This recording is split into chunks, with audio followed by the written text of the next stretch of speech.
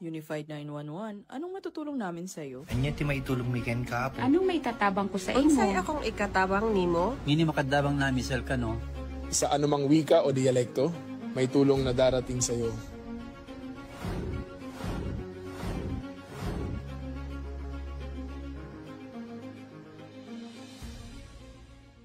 Lilingkod sa bawat Pilipino at magbibigay ng tamang impormasyon para sa tahimik at maayos na Pilipinas. Police News Network, alagad ng batas, tagapagtaguyod ng balitang pulis, sandigan ng mamamayan, patnubay ng katotohanan. Kampo Krame, maghahatid ng pinakahuling kaganapan at nagbabagang balita. Ito ang PNN Police News Network. At ngayon, ang inyong mga tagapagbalita. Magandang araw, bagong Pilipinas. Ako ang inyong alagad ng batas, tagataguyod ng Balitang Pulis. Ako po si Patrolwoman Sari Bernales. Maghahatid sa inyo ng tamang balita, kwento ng pulis at serbisyo para sa mamamayan. At ito ang PNP News Online, ang pangunahing balita ng Police News Network. Alagad ng batas, tagataguyod ng Balitang Pulis.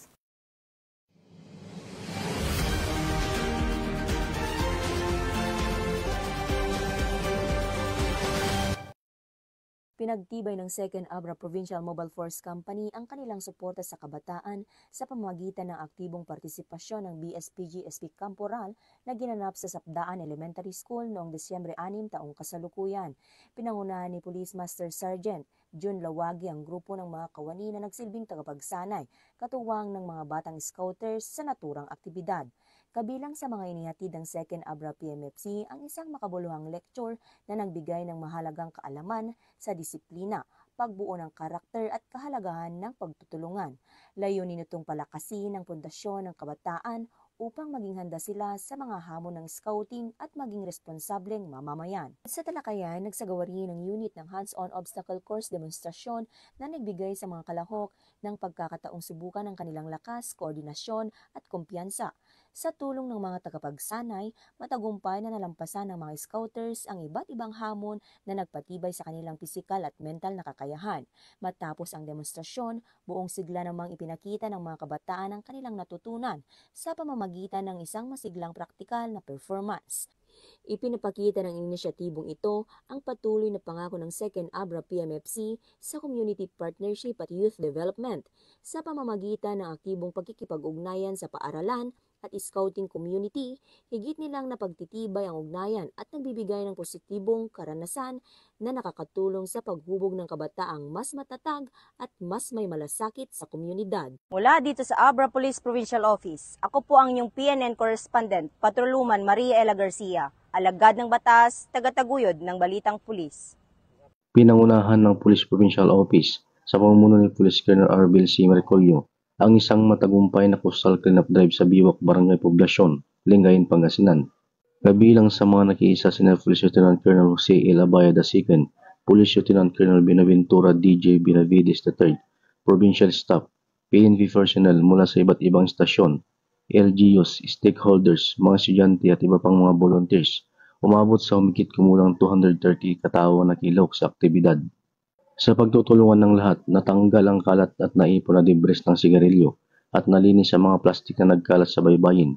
Layunin ng aktibidad na makatulong sa pagpapanumbalik ng kalinisan ng lugar at mapalakas ang kamalayan ng komunidad tungkol sa pangangalaga sa kapaligiran. Nagtapos ang gawain na may malinis na shoreline at mas matibay na ugnayan sa pagitan ng Pangasinan Police, LGUs at mga kasamang volunteers, patunay ng kanilang sama-samang pangako para sa isang malinis at mas ligtas na kapaligiran. Mula dito sa Picadillo, Ilocos Region, ako po ang inyong Police News Network correspondent, Patrolman Dennis Carinal, alagad ng batas, tagataguyod ng Balitang Pulis. Ligtas na nasagip ang isang residente matapos matrap sa loob ng kanilang bahay dahil sa pagguho ng lupa na dulot ng landslide sa barangay Kalongay, Pilar, Sorsogon.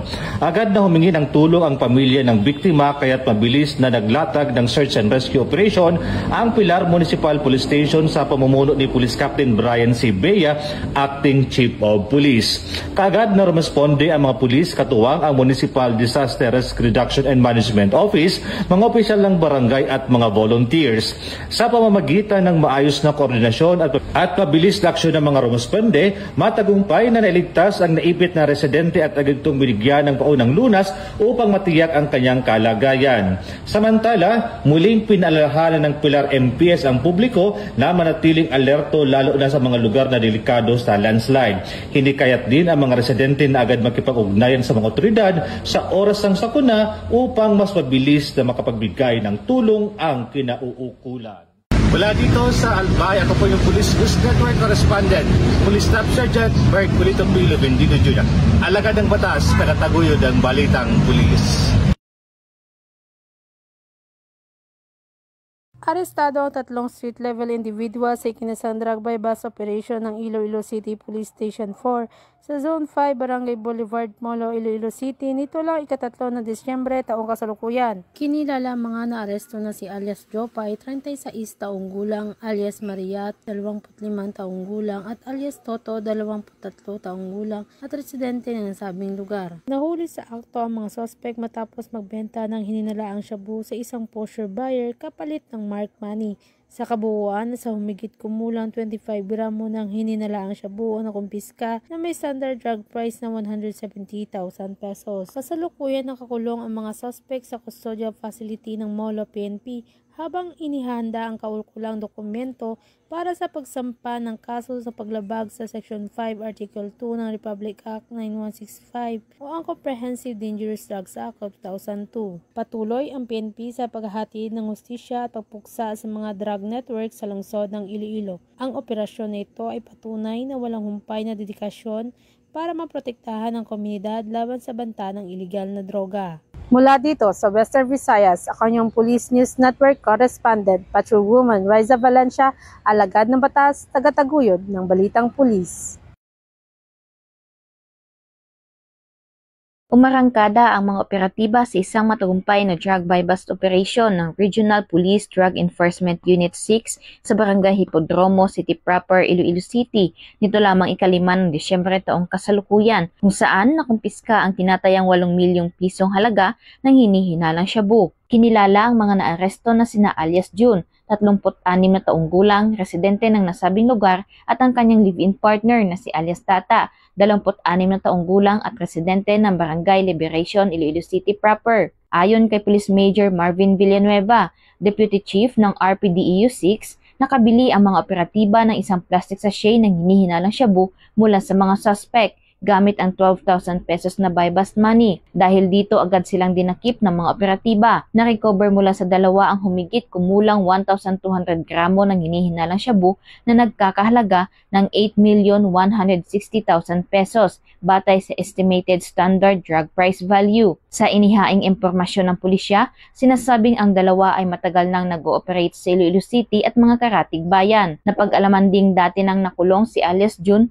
noong 2016 dahil sa kasong may kinalaman sa iligal na droga at nakalaya noong 2020. Samantala, patuloy pang inaalam ng mga kapulisan ang pinagmumula ng supply ng ipinagbabawal na droga ng mga suspect. Sa ngayon, nasa kustudiya na ng Iloilo City Police Station 1 ang mga suspect para sa tamang disposisyon at harapin ng mga ito ang kasong paglabag sa Republic Act 9165 o ang Comprehensive Dangerous Drugs Act of 2002. Sa gitna ng patuloy na kampanya kontra iligal na droga, muling pinatutunayan ng PNP ang kanilang dedikasyon sa pagpapanatili ng kapayapaan at seguridad ng komunidad at ang walang tigil na pagsugpo sa mga sindikato ng ipinagbabawal na gamot sa rehiyon. Mula dito sa Police Regional Office 6, ako ang inyong PNN Correspondent, Patrolwoman Glidel Astrologo, alagad ng batas, tagataguyod ng Balitang Pulis. Nakumpiska ng mga operatiba ng CIU at CDU ng Lapu-Lapu City Police Office ang 272k na halaga ng shabu sa sinagawang bypass operation noong ika-6 ng Disyembre sa taong kasalukuyan sa Barangay Poblasyon, Lapu-Lapu City, Cebu. Kinilala ni Police Captain Mark Anthony Upside ang suspect na si Alice Clinton, 50 anyos, residente ng Barangay Poblasyon, Lapu-Lapu City, Cebu. Dako alas 11:24 ng gabi nang ikinasa ang naturang operasyon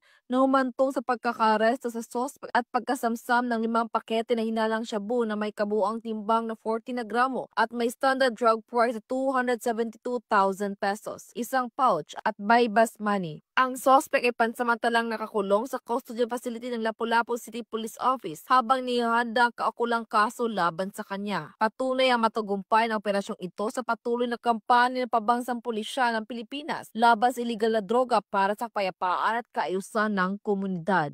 Mula dito sa Central Visayas, ako ang iyong PNN Correspondent, Patrolwoman Annalyn N. Canoog, alagad ng batas, tagataguyod ng Balitang Pulis.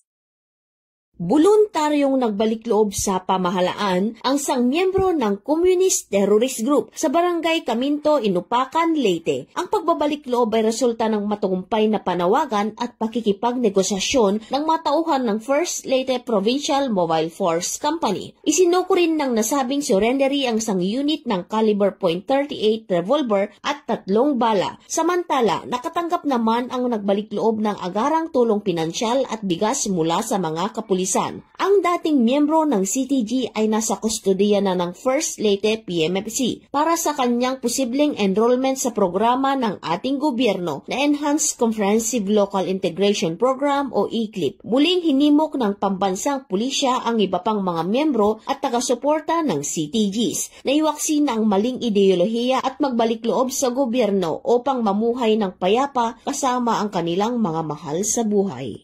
Mula dito sa Eastern Visayas, ako ang inyong PNN Correspondent, Patrolwoman Palafox, alagad ng batas, tagataguyod ng Balitang Pulis. SLI arestado, shabu nasamsam sa bypass sa Bugo, Cagayan de Oro. Arestado ang 2 individual sa ikinasang drug bypass operation na nagresulta sa pagkakakumpiska ng 4 na gramo ng hinihinalang shabu sa Zone 3 Bugo, Cagayan de Oro City nito lamang Disyembre 8, 2025. Kinilala ang mga sospek na si alias Adong, lalaki, 26 anyos at Amam, babae, 31 anyos at mga residente ng Zone 4 at Zone 6 Bugo, Cagayan de Oro City. Ang operasyon ay pinangunahan ng mga tauhan ng Police Station 8 ng Kokpo at PDEA 10. Nakumpiska mula sa kanila ang kabuang humigit kumulang 4 na gramo na hinihinalang shabu na may standard drug price na tinatayang 27,200 pesos. Ang mga nasamsam na ebidensya ay isang sachet na shabu na ginamit sa bypass at 5 sachet na shabu in possession. Bukod pa rito, nakumpiska rin ng isang black canister, isang lighter na kulay asul, drug paraphernalia at isang 500 peso bill na ginamit bilang bypass money. Ang 2 naarestong sospek ay kasalukuyan ng nasa kustodiya ng Kokpo Police Station 8 para sa kaukulang disposisyon.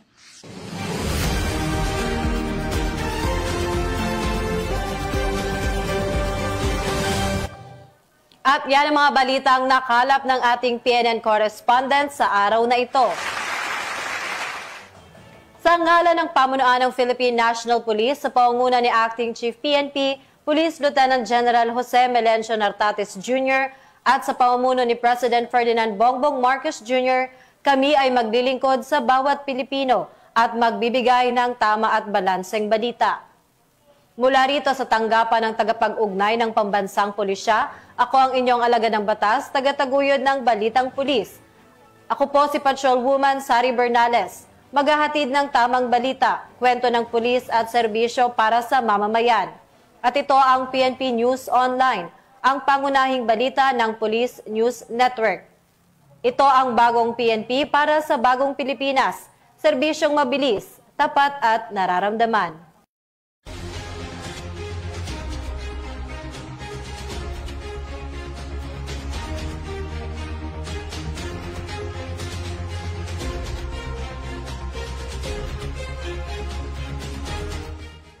Police Police News Network, alagad ng batas, tagapagtaguyod ng balitang pulis.